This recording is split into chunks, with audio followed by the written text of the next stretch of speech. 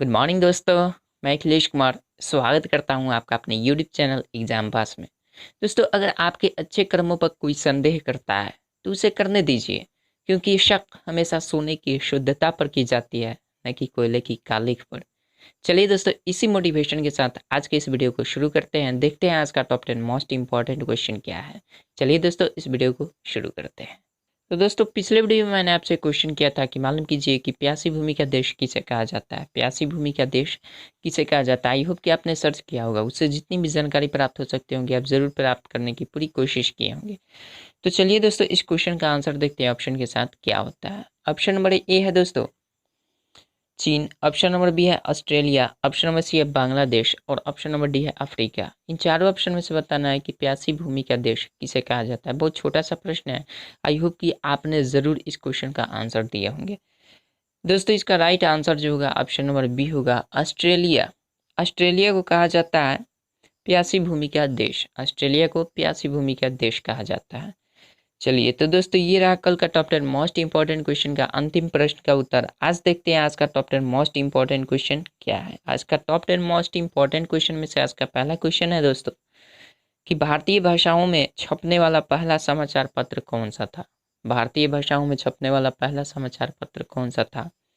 Option number A है दोस्तों आनंद बाजार पत्रिका, ऑप्शन नंबर बी है दिग्दर्शन बंगाली, ऑप्शन नंबर सी है बॉम्बे समाचार गुजराती, ऑप्शन नंबर डी है संवाद कौमुदी। इन चारों ऑप्शन में से आपको बताना है कि भारतीय भाषाओं में छपने वाला पहला समाचार पत्र कौन सा था। दोस्तों, इसका राइट आंसर जो होगा ऑप्शन नंबर बी होगा दिग्दर्शन बंगाली। दिग्दर्शन बंगाली था। ठीक है, चलिए अगले क्वेश्चन की ओर बढ़ते हैं। अगला क्वेश्चन है दोस्तों कि मरुस्थल में कौन सी मिट्टी पाई जाती है। मरुस्थल में कौन सी मिट्टी पाई जाती है। दोस्तों, आई एम श्योर कि आप इस क्वेश्चन का आंसर ज़रूर देंगे। ऑप्शन नंबर ए है दोस्तों बालू रेत, ऑप्शन नंबर बी है जलोढ़, ऑप्शन नंबर सी है दोमट और ऑप्शन नंबर डी है चिकनी। इन चारों ऑप्शन में से बताना है कि मरुस्थल में कौन सी मिट्टी पाई जाती है। दोस्तों, इसका राइट आंसर जो होगा ऑप्शन नंबर ए होगा। आई होप कि आप इस क्वेश्चन का आंसर जरूर दिए होंगे।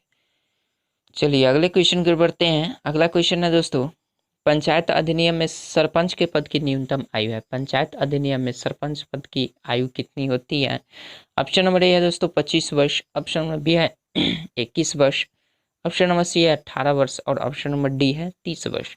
चारों ऑप्शन में से आपको बताना है कि पंचायत अधिनियम पर सरपंच की आयु कितनी होती है। दोस्तों, इसका राइट आंसर जो होगा ऑप्शन नंबर बी होगा 21 वर्ष होती है। ठीक है, चलिए अगले क्वेश्चन की ओर बढ़ते हैं। अगला क्वेश्चन है दोस्तों योजना आयोग की स्थापना किस वर्ष की गई।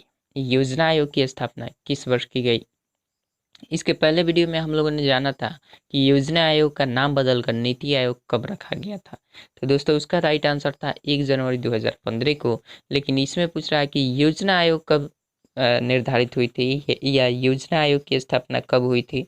तो दोस्तों, इसका राइट आंसर जो होगा ऑप्शन नंबर, पहले ऑप्शन देख लेते हैं। ऑप्शन है दोस्तों, ऑप्शन नंबर ए है 1947 ईस्वी, ऑप्शन नंबर बी है 1950 ईस्वी, ऑप्शन नंबर सी है 1951 ईस्वी और ऑप्शन नंबर डी है 1948 ईस्वी।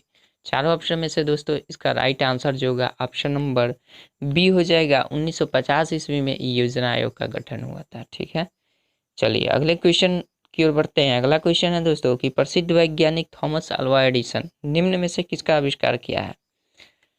प्रसिद्ध वैज्ञानिक थॉमस अल्वा एडिसन निम्न में से किसका आविष्कार किया है। ऑप्शन नंबर ए है दोस्तों safety pin, option number B है loudspeaker, option number C है विद्युत बल्ब और ऑप्शन नंबर डी है लिफ्ट। इन चारों ऑप्शन में से आपको बताना है कि प्रसिद्ध वैज्ञानिक अल्वा एडिसन ने किसका आविष्कार किया। दोस्तों, आई होप कि इस क्वेश्चन का आंसर आप जानते होंगे। थॉमस अल्वा एडिसन ने विद्युत बल्ब का आविष्कार किया था, यानी इस क्वेश्चन का आंसर जो होगा ऑप्शन नंबर सी होगा, विद्युत बल्ब का आविष्कार किया था। ठीक है, चलिए अगले क्वेश्चन की ओर बढ़ते हैं। अगला क्वेश्चन है दोस्तों जहरीले पदार्थों को क्या कहा जाता है।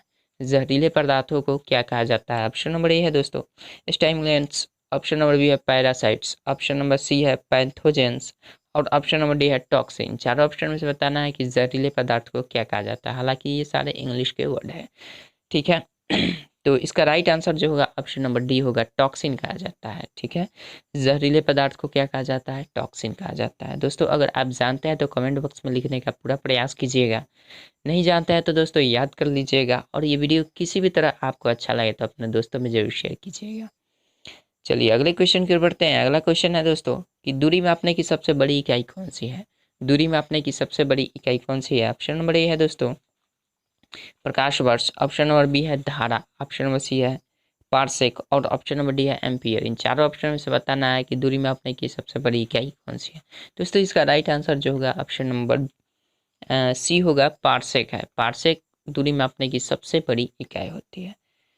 चलिए अगले क्वेश्चन की ओर बढ़ते हैं। अगला क्वेश्चन है दोस्तों कि मानव मस्तिष्क कितने ग्राम का होता है। मानव मस्तिष्क कितने ग्राम का होता है। ऑप्शन नंबर ए है 1350 ग्राम, ऑप्शन नंबर बी है 1230 ग्राम, ऑप्शन नंबर सी है 1100 ग्राम, और ऑप्शन नंबर डी है 1500 ग्राम।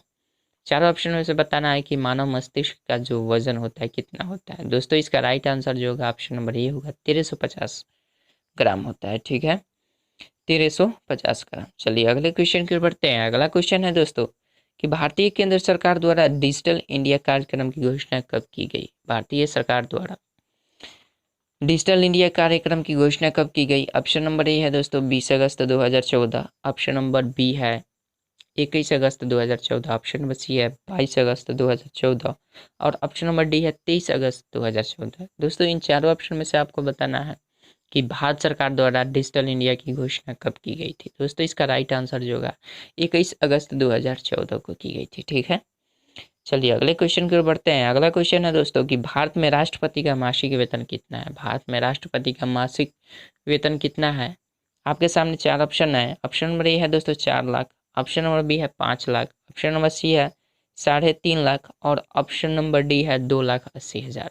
चारों ऑप्शन में से आपको बताना है कि भारत में राष्ट्रपति का मासिक वेतन कितना है। दोस्तों इसका राइट आंसर जो होगा ऑप्शन नंबर बी हो जाएगा, 5 लाख रुपए पर मंथ।